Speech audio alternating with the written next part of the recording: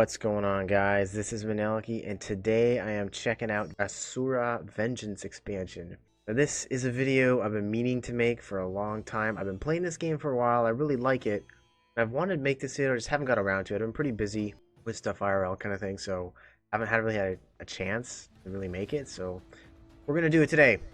Today is the day. So what the hell is Asura Vengeance expansion? First of all, well, it's kind of like a roguelite RPG-ish action game, kind of like almost like Diablo, if Diablo was a roguelite game. It's made by a company called Ogre Head Studios, and they're based out of India. Now this game, like I said, it's kind of like Diablo. It's like an action RPG, but it's roguelite kind of thing. And it's set in Indian mythology, so you see these crazy characters here. You got, this elephant-looking dude and this rat guy and all these crazy interesting characters, and you play as an Asura, which is, as I understand it, is the word for demon in one of the England or Indian languages. Could be wrong on that, but I think that's right. But anyhow, you play as this demon, and I don't want to get spoiled the story, but long story short, it's basically a vengeance story, hence Vengeance expansion. Now, as for the Vengeance expansion part specifically, we'll come back to that in a minute, but basically you're looking at an isometric top-down action RPG roguelite, like Diablo, like I said, but with roguish elements. Now, you can play this game with the mouse and keyboard, of course, but the game does recommend you play with a controller, and I also recommend you play with a controller, and that's how I like to do it.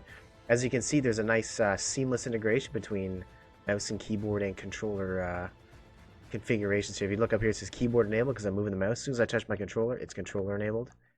I move my mouse back to keyboard. So it's a pretty sweet transition, so it's done a nice job on that. So now before we dive into things here, let's just have a real quick look at the menus. So aside from the play thing here, there's something called Shastras. Shastras in this game are skills. So there's a skill tree in this game, and the way it works is there's 4 different categories of skills, or Shastras, and the more you play, the more Shastras you unlock. And so the ones that you're dealt in your skill tree are based on which ones you've unlocked, right? You're not going to get all of these in one run. You might get like some of them kind of thing, right? Because there's only so many skills. So it's like a random jumble of unlocked Shastras per run. So even your skill tree is randomized each time you play, which is pretty cool. This Aquad is literally just a bestiary.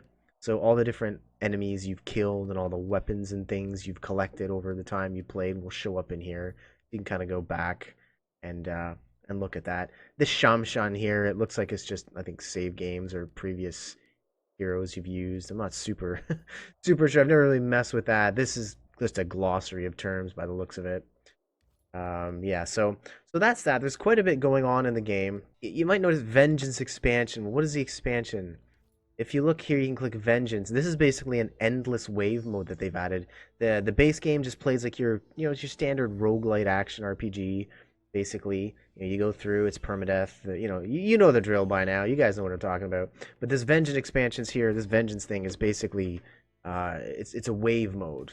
How long can you survive until you eventually die, basically. So it's a pretty fun little mode. Maybe I'll dive into a little bit later. All right, so let's jump into a game and see what we can do here. So when you click play, you can choose new game, continue, or Vengeance. This is the wave mode we were talking about earlier. We're not gonna do that. Let's just do a new game. Let's do normal difficulty, because as much as I love this game, I'm not super good at it. So let's pick normal difficulty. Now, in here, you get to pick between all the different demons. So as you play this game, you can unlock more demons. And there's actually 4. There's this red guy here, the Rakshasa of Yoda. He's kind of your all-round standard. He's the guy you start with. He's kind of decent at everything, but not amazing at any one particular thing. This green guy, he's the ranged guy. He likes bows. He's pretty cool. Managed to get pretty far. I think I actually beat the game with him. He's very strong. But he likes his ranged attacks. This guy here, the yellow dude, he's really tough, and he specializes in melee. He swings slow, but he hits hard, and he's just really tough. He's kind of an interesting playstyle. And then this guy here, he's the magic guy. So he's got charged up attacks at range that use magical weapons, and he attacks very slowly, but he's pretty badass once you get him leveled. So for the sake of simplicity, we'll start with a normal red dude. And there's all kinds of lore in the game, all kinds of story. I don't want to give away the story, so maybe I'll skip past this little intro cinematic here so I don't give it away. It's kind of a neat little vengeance story. Okay, so here we are in the game. Now, as you see, you just move around, and the camera pans on its own. So, me, I was fine with that. I think some people out there might not like that so much, like the auto panning camera. Some people like a static camera, but I mean that's just a taste thing. So it's something to be aware of if you're going to pick up this game. Just be aware that the camera does pan on its own. Now, if you look on the left side of the screen, just above the mini map, you're going to see all the different button mappings. So right now I'm using a controller, just that's how I prefer to play, and it's going to show you up, for example, on the arrow will open a portal, and then you can later teleport back to that portal. So, like, for example, if you go to you find the boss room for this particular level, and you're like, wait a minute, I want to go back and open that chest that I forgot to open or something, right? You can pop a portal like that, and then, you know, later when you decide, okay, I've got the loot I wanted, I can just go back to the portal by pressing up again. That's how that works. Now, on the ground, as you see here, I just popped up this little thing here. These little things are hints, so you actually get little mini tutorials as you play. As you see here, I'll walk over this hint. A to dodge, B to sprint, so I can do that, right? Run, I can dodge. Now, in addition, there's a kind of a little rock, paper, scissors thing going on in the game. So, ranged enemies, like these guys here, you see they have bows, they're more vulnerable to melee attacks, and vice versa. Melee enemies are more vulnerable to ranged attacks. So the first little bit isn't too hard. And you can get loot and get the money and all that good stuff like you would expect. But see here, when I walk up to the corpse, you have two options: scavenge or absorb. Scavenge is going to take loot from them. Absorb is going to take XP from them. So you actually don't get XP unless you do that, right? So you have to sort of choose. With each person you kill, do you want to get loot off the body, or do you want to get experience from the body? Me personally, I like to get experience for the first couple levels, and I start worrying about loot. But again, that's just a strategy. That's a taste thing. That's totally up to you. As you see, we run around. We can dodge. We can, you know, whatever, right? Break stuff. So now he's a melee enemy. So if I hit Y, I think it is, I can switch to my bow. And yeah, boom. I can shoot him, and he'll take more damage from bow attacks, of course. Let's go ahead and absorb this guy, and that's enough XP to reach the next level. So as you see here, what I was talking about earlier, there's 4 categories of shastras or skills. We have Chalak, which is a lot of ranged and stamina-based stuff. You have Purple, which is a lot of magic-based stuff. Yellow is toughness and a lot of passives, and then you have Red, which is combat, damage, and aggression, and stuff like that. So you can just kind of take a look around, see what you like. Now, this is an interesting one. In replenish 5 hit points upon killing a boss. Why is that good? Well, again, it's a roguelite, right? So you got to maintain your hit points, and those bosses are probably going to take you for a few hit points, right? So I'll take that. That's a pretty slick passive. There's also a self-healing ability. Ability. You can get food. So if you look on the right or the left-hand side of the screen there, you can see this little, looks like a steak or something. That'll eat meat.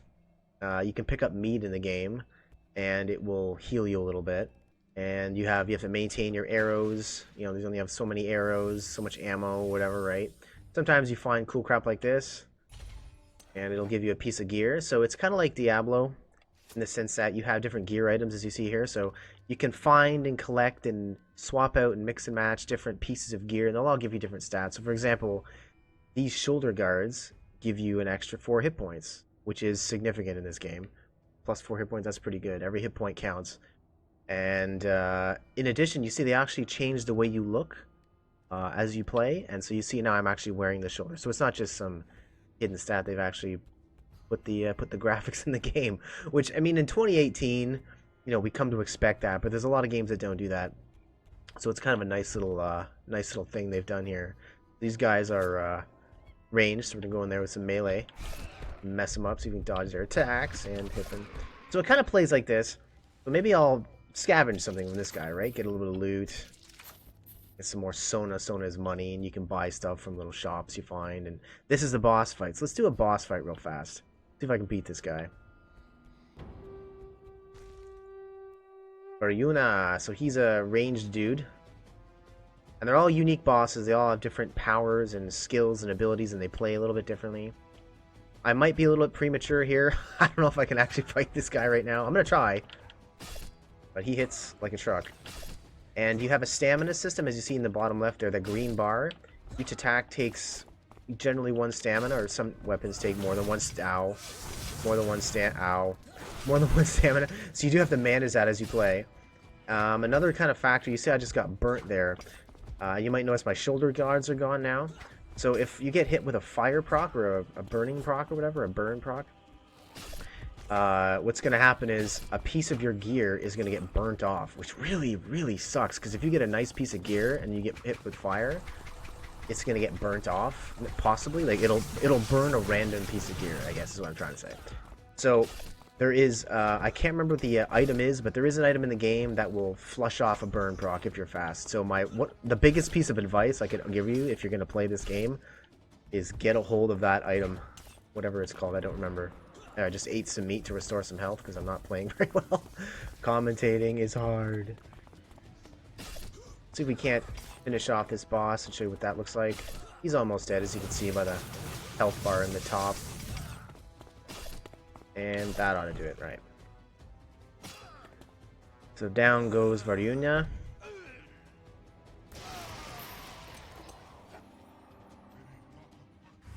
And we got a bunch of loot, a bunch of XP, and we've leveled up, of course. So it doesn't really matter what we're going to pick here. Teleport to an enemy and strike with... Okay, sure, it's a teleport attack. Sure, why not?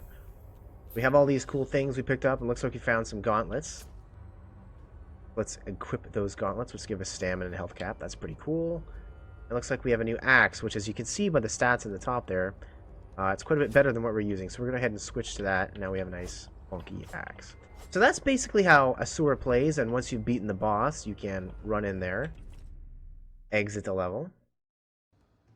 Now, as you can see here, each level is a completely separate tile set. If I remember correctly, there's 6 levels in the game before you fight the final boss. 6 or 7? I don't remember exactly, but it's not a very long campaign, which is good because it's kind of a jump in, do the run, see how you do it, jump out. It's not a super long, drawn-out affair, but it is very challenging. It gets a lot harder as we go. So what do I like about this game? Well, I like the combat system, like the nice little kind of rock, paper, scissors thing. I like the fact that it's a very, very skill-based sort of thing. Let's do that teleport thing. There we go. A little bullet time there. I like the whole, you know, pick and choose what you want to do with each corpse, right? It's kind of like a strategic decision. Do you want experience or do you want loot, right? It's kind of neat that way. I definitely like the visual style of the game. Now, like I was saying before, like by 2018 standards, you know, maybe this is a little dated.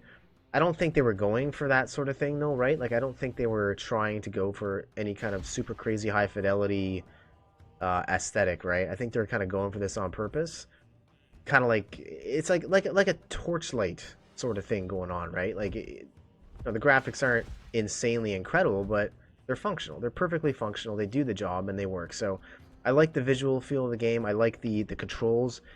It's hard to communicate this in a video, but the controls are actually quite tight. Oh yeah, and we can forge. I guess we can forge items here. Let's I don't know, get some leg armor. Do we have enough? No, we don't. We need more sona.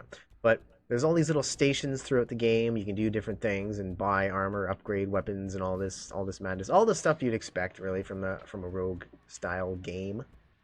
I really like the sort of the fact that it's based on Indian mythology, which is not something you get a whole lot of these days. It's usually, you know, Greek mythology or, you know, or World War II or you know what I mean, like all the usual tropes. But you don't get you get a lot of Indian mythology in our video games, so it's kind of a nice refresher, a refreshing breath of air, I guess, if you will, something a little bit different. So I definitely appreciate that. And altogether, it's just a really easy game to just jump in and play, and then just you can pick it up, you can drop it. It's very easy to get in it and out of. It's a really fun game. Oh, okay. So we broke a shrine and it pissed off the gods. See, hey, that's roguelite, man. That's what it is. That's what it is.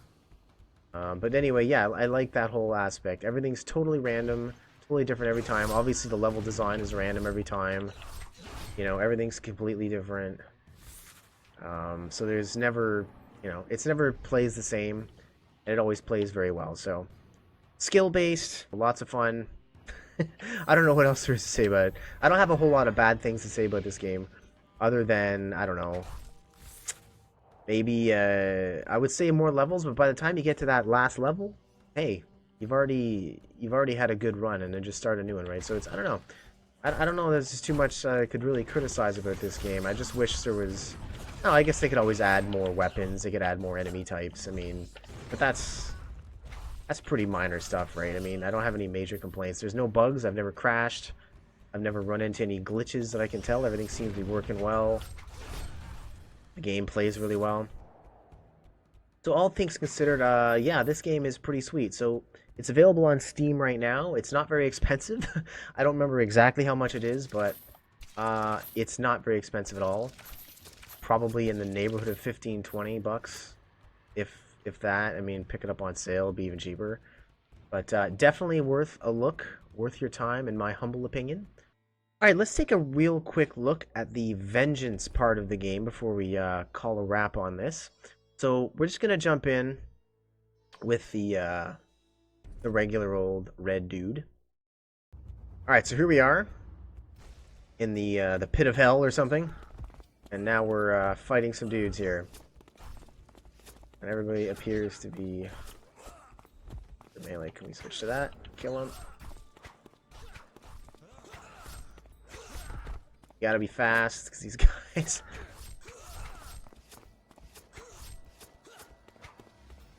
Kind of going back and forth between melee and range. I mean, it's not like you can't kill melee with melee and range with range. I'm just trying to be overly efficient. So between each wave, you get an opportunity to buy items, assuming you have enough. Whatever, you can level up in between stuff, right? You can pick your skills in between waves, buy some items. We're just going to absorb the first few, and this is vengeance mode. Basically, next wave will arrive in 36 seconds. We can, I think, here we go, bypass that, get her going. And of course, as you imagine, it just gets progressively harder and harder, which is good.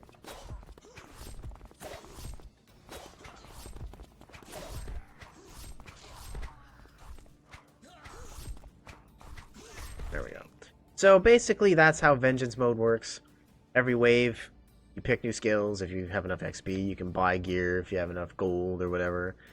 And you just keep going and see how far you can go. It's actually pretty fun. It's a nice little break from the campaign if you're getting tired of that. So for the time being, I think that's all I've really got to say about Asura Vengeance Expansion. I really enjoy it. I definitely recommend checking it out if it's something that you think you might enjoy. What about you? Have you played Asura? Did you like it? Did you hate it? Let me know in the comments below what you thought. Either way, I think I'm going to call it there, guys. I hope you enjoyed the video. If you did, click that like and subscribe if you haven't already. But as always, guys, thank you so much for watching, and we'll see you next time.